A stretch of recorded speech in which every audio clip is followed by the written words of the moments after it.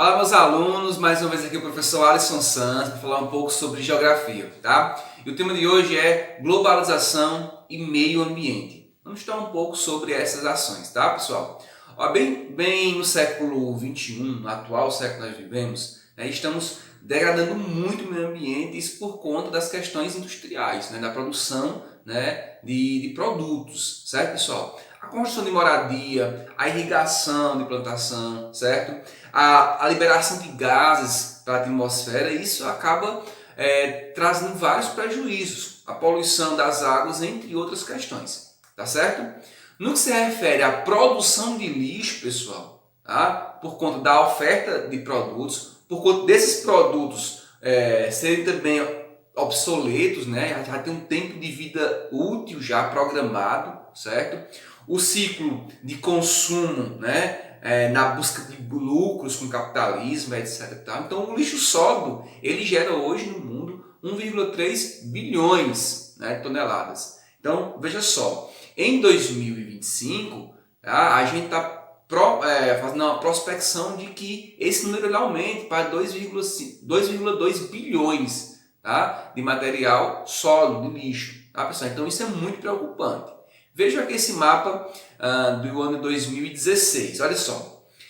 As questões mais avermelhadas, certo? Ela possui mais poluentes de lixo, tá? Maior produção de lixo, tá certo? Então veja só aí, por exemplo, olha, os mais vermelhos nós temos o Canadá, os Estados Unidos, certo? A Austrália e grande parte da Europa. Então esses países acabam tendo uma maior produção de lixo, tá certo? O Brasil, nosso país, está aí mediano, está aí alaranjado, certo? Então, em relação à produção de lixo. E quem são os países que menos produzem lixo? Olha, no continente africano, nós temos vários países aí mais esverdeados. Então, os países que produzem menor quantidade de lixo, tá certo? Em relação à questão da água, pessoal, o aumento da produção industrial e o aumento das questões agrícolas aumenta também o consumo de água, certo? Para vocês terem uma ideia, olha só, para produzir 1 quilo de açúcar é necessário, desde a plantação da cana até a industrialização, para chegar no pacote, né, 1 quilo de açúcar, precisa de 1.782 litros de água, tá?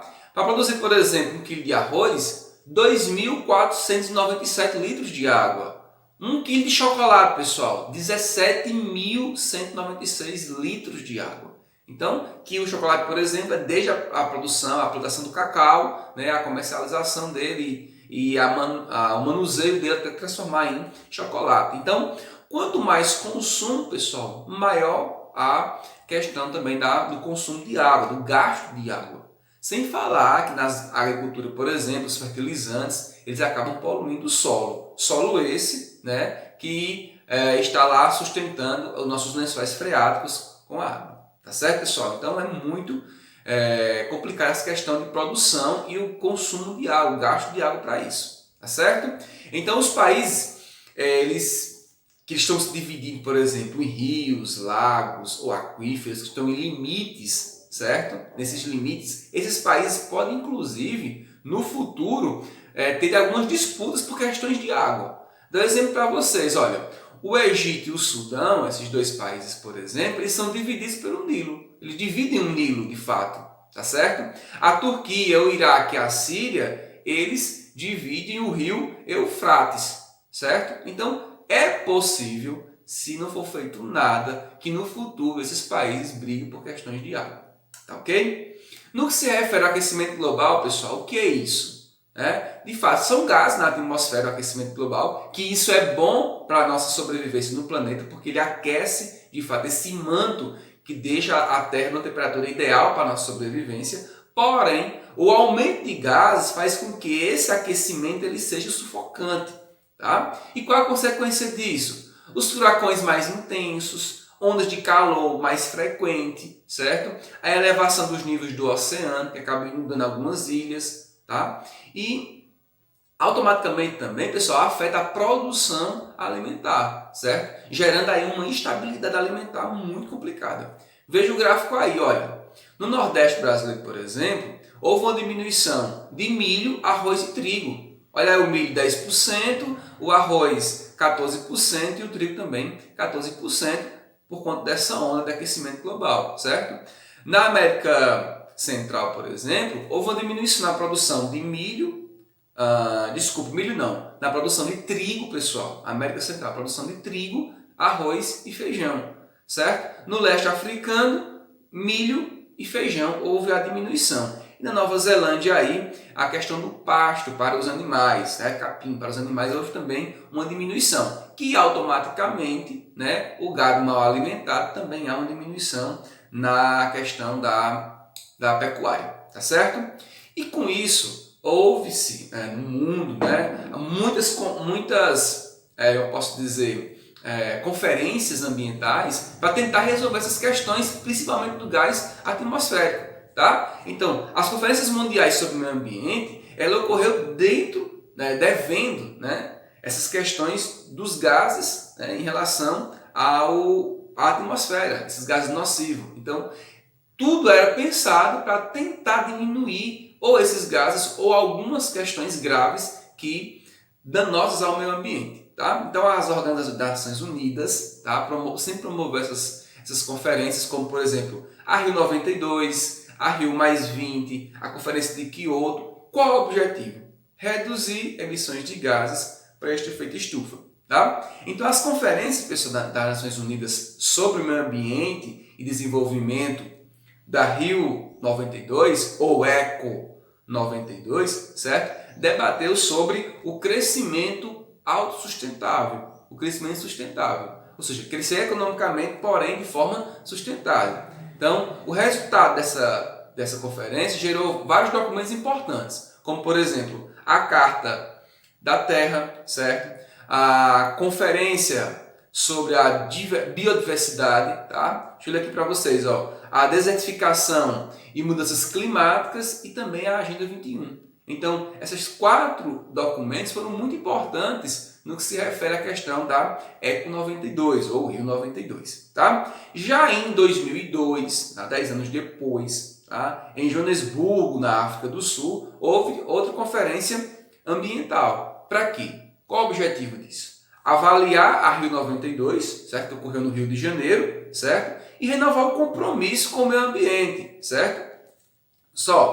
Foi atendido partes das questões de emissão de gases, efeito estufa e tal, mas do ponto de vista da economia, ela ainda falou um pouco mais alto do que o meio ambiente. Não foi ainda satisfatório, tá? Foi ínfimo ainda essa questão, tá ok? Já a Conferência de Kyoto, realizada em 1997 pelas Nações Unidas, aconteceu em Kyoto, no Japão, tá? Ela tem também como objetivo reduzir esses gases de efeito estufa, tá, pessoal? Então, esse tratado de fato internacional, só que em 2001 os Estados Unidos rejeitou assinar esse protocolo de Kyoto, então isso deu uma desestabilidade em relação a essa questão.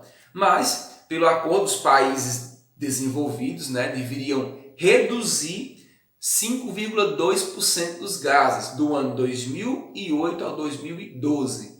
E os outros países não desenvolvidos começaria a partir de 2012 a reduzir esses gases. Por que essa diferenciação? Porque automaticamente os países mais desenvolvidos eles liberavam maior quantidade de gases para a atmosfera, certo? Por conta da alto poder industrial que eles têm, tá certo? Então o relatório do IPCC de 2014, do painel intergovernamental sobre mudanças climáticas, diz que o avanço foi ínfimo em relação a esse estudo aí do protocolo de Kyoto, tá certo? Em relação ao meio ambiente e economia, pessoal, sempre acontece isso. Então a economia sempre acaba falando um pouco mais alto. Já a COP21, tá? A Conferência das Nações Unidas para Mudanças Climáticas, ocorreu em 2015, em Paris, na França, teve como objetivo propor novos acordos em relação a as questões ambientais, mas sem metas para redução de gases. E o que era priorizado nesse momento aí era em relação às questões sobre a energia limpa. A energia solar, por exemplo, tá? Que é uma fonte de energia limpa, deixando para lá a energia de combustíveis fósseis. Tá? Mas para especialistas, pessoal, foi de fato um fracasso, porque não teve metas delimitadas. Já? A COP22, que ocorre no ano seguinte, 2016, certo? Em Marrocos, no continente africano, certo? Inicia-se a elaboração de novas regras, inicia-se. É a COP23, que ocorre em 2017, na Alemanha, certo? Melhora essas propostas. Então, percebam que a globalização, né, e o meio ambiente, as questões industriais estão muito ligadas, certo, pessoal? E nós precisamos muito cuidar das questões ambientais para que as gerações futuras possam ter também aquilo que a gente tem hoje. Tá bom? Forte abraço, ficamos aqui com mais uma aula do professor Alisson Santos. Valeu, pessoal!